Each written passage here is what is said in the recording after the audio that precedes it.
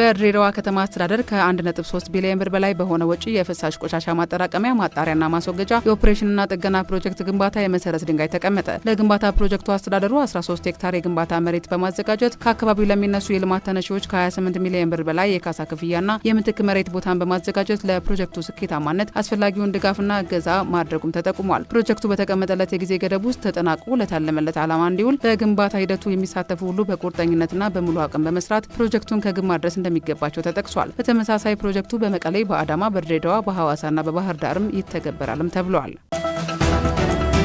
ታላቁን የረመዳን ወር በመረዳዳትና በመተሳሰብ ልናሳልፈው ይገባል አሉ የኢትዮጵያ እስልምና ጉዳዮች ጠቅላይ ምክር ቤት ፕሬዝዳንት ሼህ ሀጂ ኢብራሂም ቱፋ። የረመዳን ወር አስመልክቶ መግለጫ የሰጡት ፕሬዝዳንቱ ለመላው ሙስሊም ማህበረሰብ የመልካም ምኞት መልእክታቸውን አስተላልፈዋል። የረመዳን ጾም ጨረቃ በሂጅራ አቆጣጠር ሻዕባን 29 ማክሰኞ ቀን ከታየች ረቡዕ ካልታየች ደግሞ ሐሙስ የካቲት 12 ይሆናል።